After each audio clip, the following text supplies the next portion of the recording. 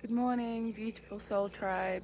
My name is Joanna. I am an intuitive medium, and on this channel, you can expect to find messages from my spirit guides, from the universe, from God, whatever you want to call it, as well as anything to do with sound, songs, poetry, sound healing, guided meditations, even breath work.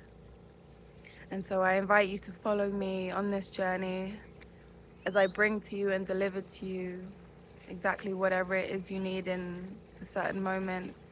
I trust that you'll always be guided to the videos that your spirit guides want you to see, the ones that will help uplift you, deliver the messages that are meant for you. And I always set the intention before I film every video that only the people that these messages relate to and resonate with will find them. Because it isn't about likes and comments and subscribes. It's about getting to you the message that you need to hear. It's about uplifting you. It's about encouraging you. And it's about getting the truth told, whether you believe truth is relative or not.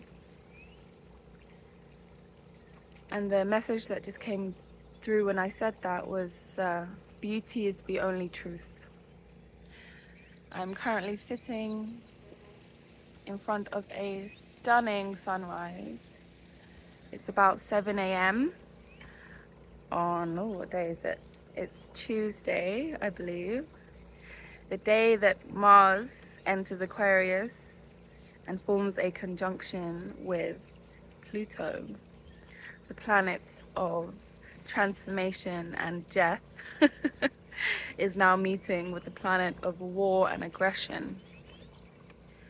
So if today you are feeling a little bit stirred up, a little bit riled up, a little bit, you have ants in your pants and you don't know why. It may be coming through in your dreams, I just heard. It came through in my dreams this morning. I was very, very angry in my venting dreams this morning. And I'm being reminded of that dream because in this dream I was acting like a bit of a brat. I was my teenage self and I was with my dad, and he made a very valid point in the dream. Something like I'd been frying something, maybe potatoes or something like that, and I'd used too much oil, or I was leaving them in the pan too long, and all he did was make a simple comment about what it was that I was doing. And in this dream I flared up. It was so annoying to me that he had pointed something out which I already knew and didn't need to be said.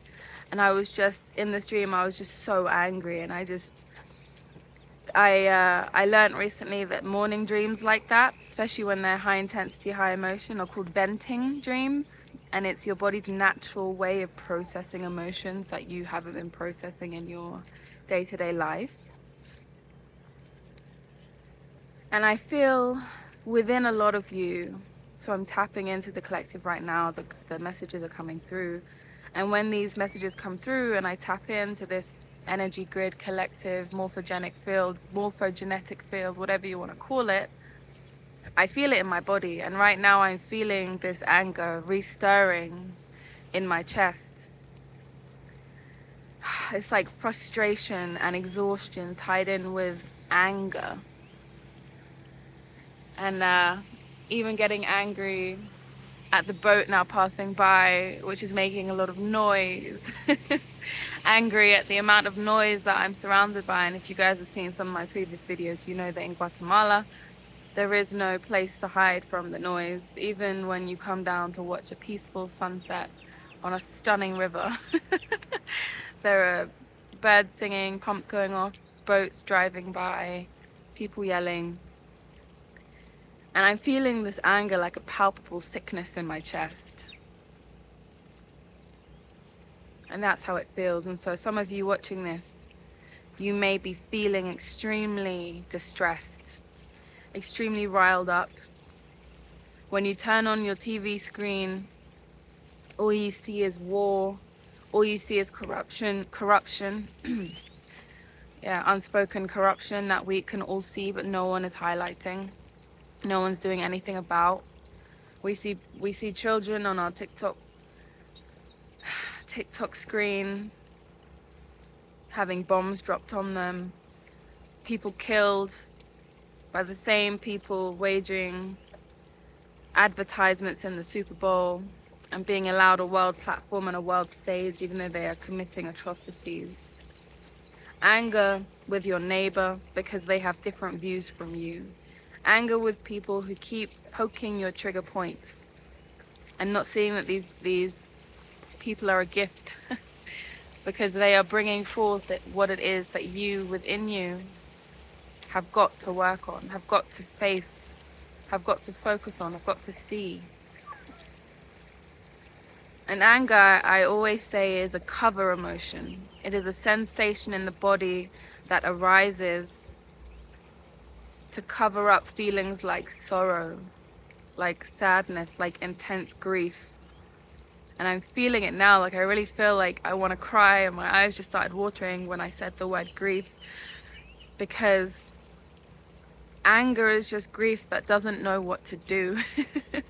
It doesn't know where to go, it doesn't know what to do, and so you get angry, you get palpably vicious was the word that just came through, and I didn't want to say it because it's a very intense word, but vicious is the word that came through. You start lashing out at people around you. You start lashing out at God, lashing out at yourself, saying, why am I not doing more? Who am I to get so angry and yet I don't do anything but watch it on TikTok? There's a lot of anger, a lot of restlessness, a lot of frustration, but it's covering a lot of grief and a lot of sorrow. And yet anger is a healthy and normal response to boundaries that have been crossed time and time and time again. And a lot of you watching this may relate to being called people-pleasing, or you may be in codependent relationships, either romantic, platonic, or familial. You may be people who are used to being walked over, used to being used to feeling helpless and as though you are a victim. And I want this message to get through to you very clearly right now. My guides are very much like, take your time when you say this. Make sure they hear this. You are not a victim. You are not a victim of the people around you. You are not a victim of circumstance. You are not a victim of life. You are not a passive bystander in your own reality. You are not a victim.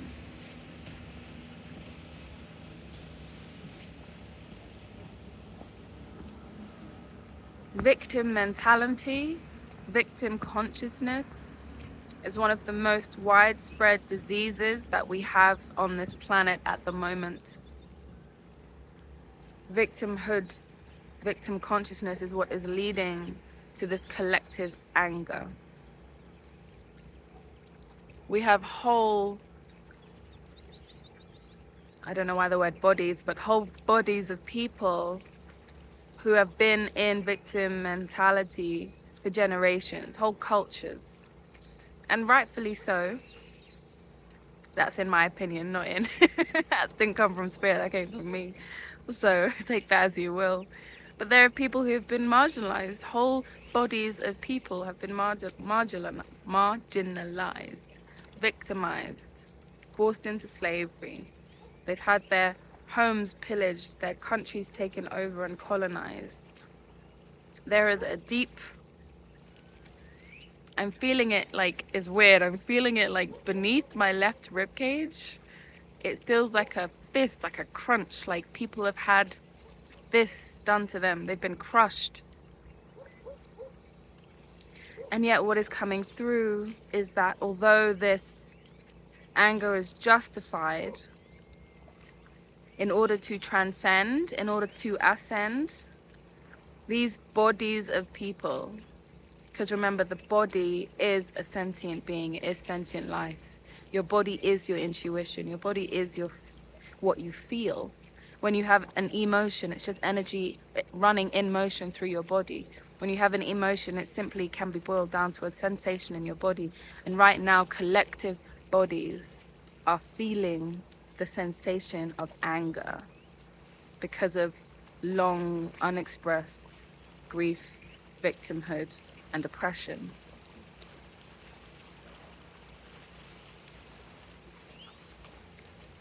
So, guides, I'm asking you, this message is coming through. It's not a new message, it's old as time itself. But what do we do about it? What do we do about all of this anger?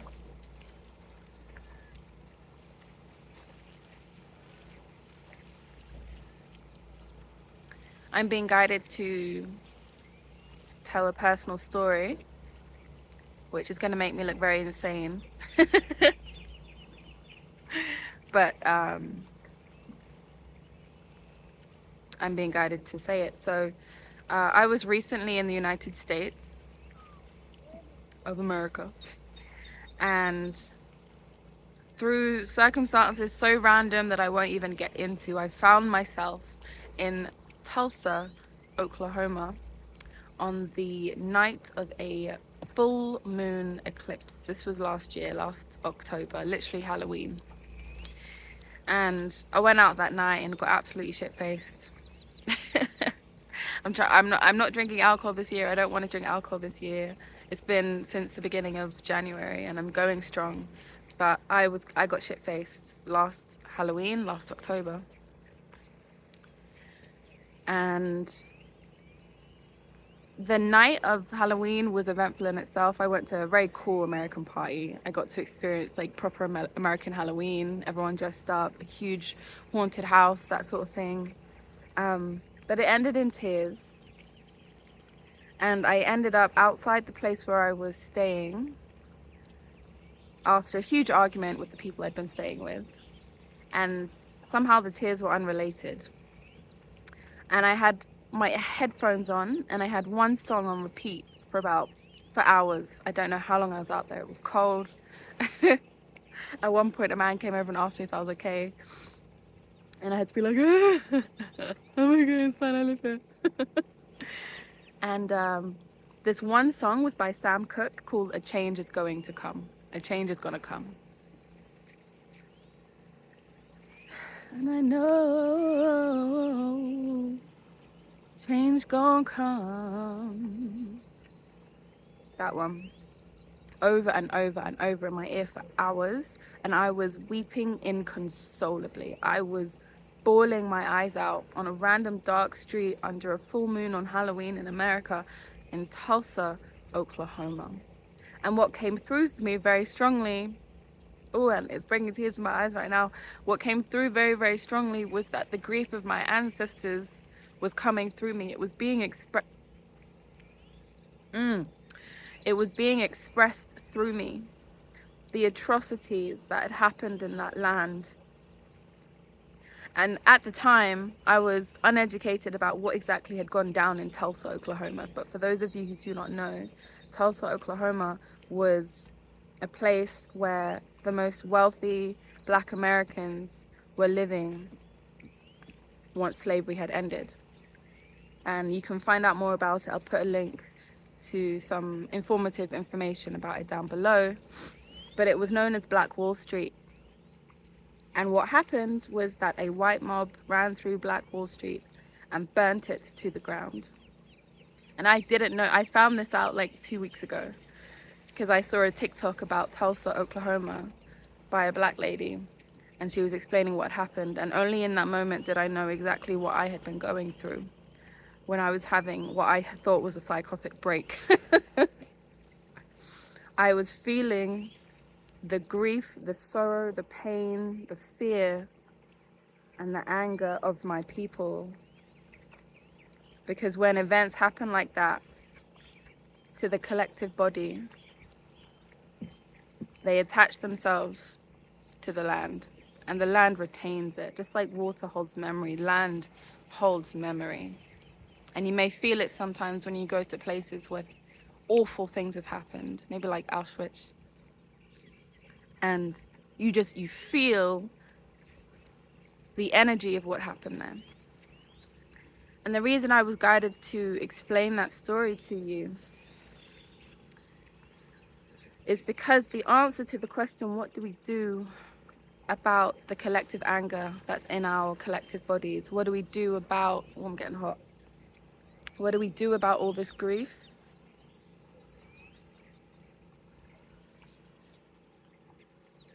We feel it. We allow ourselves to be conduits of pain and grief. Conduits. And the image I'm getting is of a column of light that extends all the way into the earth and all the way up into the sky. And in the middle of this column is a being, is you. Because you are a conduit for Mother Earth. You have come here because Mother Earth was crying out. She sent a call out to whoever would come and help her purge. And that's why you have come into this lifetime with very specific gifts, with the ability to deeply tap into and feel the grief that exists on this planet. And I myself call this my own personal ocean of grief, because an ocean has no end, and when you are in it, you simply dissolve in it.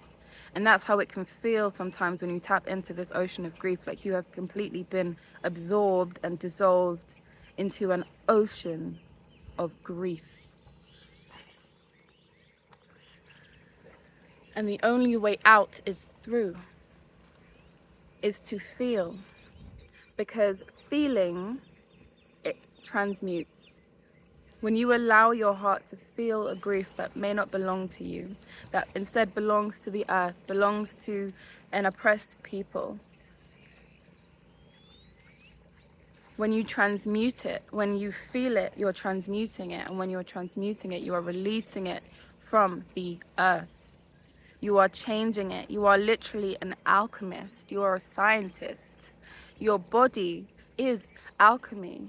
When you allow yourself, like I did in Tulsa, Oklahoma, to feel the intensity of the atrocities that had happened on this earth, I fully believe that what I was doing was helping to release some of that trapped sorrow from the earth, from the spiritual plane around Tulsa, Oklahoma.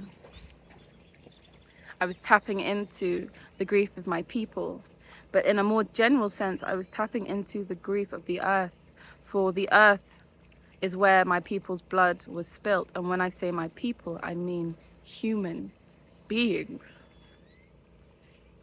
I mean human beings. I don't mean black people. When I say my people, I mean human beings, because the color of your skin is just a chemical, people. When I bleed red just like everybody else. When I cry water just like everybody else. When I breathe with lungs that are identical in structure to everybody else, no matter how much melanin you have in your skin or what tone you are. Don't be bloody ridiculous. Don't be bloody ridiculous. Don't buy into this identity, this grouping. Sure, cultures exist. You know, bodies of people as cultures exist. Different fractal lines in our genetics exist. We have ancestry that is linked by the color of our skin at times, that is linked by genetics. But I am a human being, and as are you. And in fact, neither of us are actually human beings. We are simply residing in one. But that is another point. Humanity, this is just coming to, humanity is at a turning point where half of us, well, many of us are choosing heaven and many of us are choosing hell. The thing we don't realize is we can help those who are choosing hell by acting as the bridge, the conduit, the channel, the transmuters, the alchemists. We do not have to abandon our brothers and sisters to hell just because they choose it.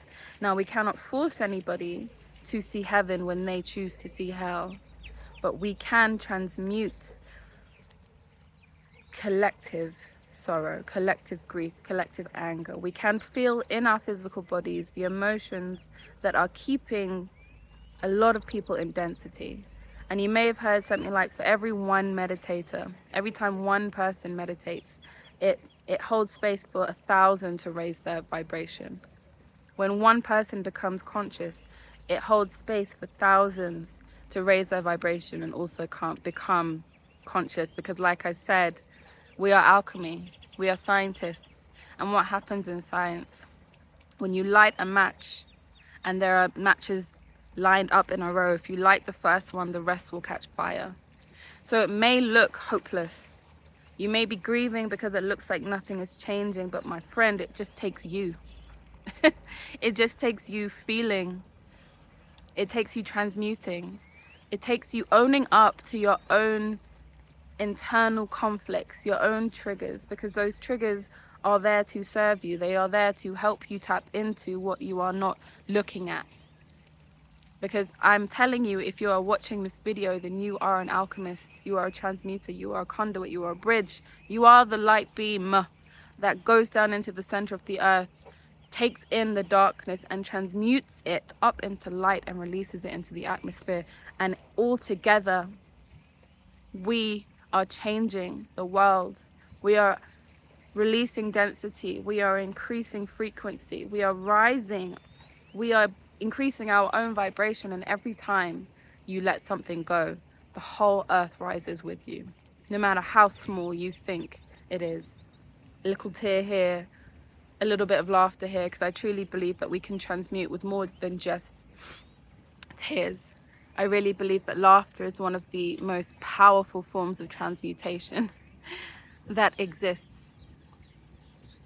A teacher of mine repeatedly says at the end of his cacao ceremonies, or during his cacao ceremonies, the most highest state of spirituality is when you are both laughing and crying at the same time. So if you don't feel like crying today, then laugh. But whatever you do, feel. Because every time you feel something and you release it, you are literally healing the earth. You are literally healing the genetic fractals. You are literally healing your ancestors. You are literally healing the collective. You are literally healing bodies, bodies of people who never had the chance to feel. You may be the first in your entire ancestry who has had the time and space and consciousness and awareness to feel what needs to be felt. And what you're feeling may not be yours. In fact, I can guarantee it probably isn't. If it's anger, it's not your anger. If it's sorrow, it's not your sorrow. But it is up to you to feel it and release it so that you can free us. And I just want, this is coming through really strongly, and I want you to hear this right now. Thank you. Thank you, thank you, thank you, thank you. I can hear it like a chorus of thank yous. I'm surrounded by a chorus of thank yous. The gratitude that those in the spiritual realms, the gratitude of Mother Earth herself, the gratitude of your ancestors. Thank you for feeling. Thank you for being brave enough to face yourself. Thank you for being a conduit, because it's not easy. It's hard. It takes a toll on the mind, on the heart, on the physical body. After Oklahoma, I had some of the worst outbreaks that I've ever had. I was so sick because I had allowed so much to like storm through me. And yet I would not go back and change a damn thing.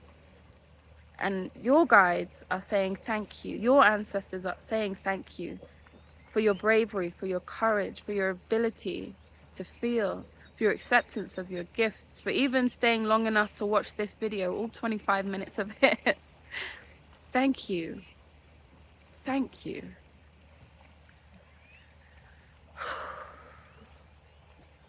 And I think there I will leave it.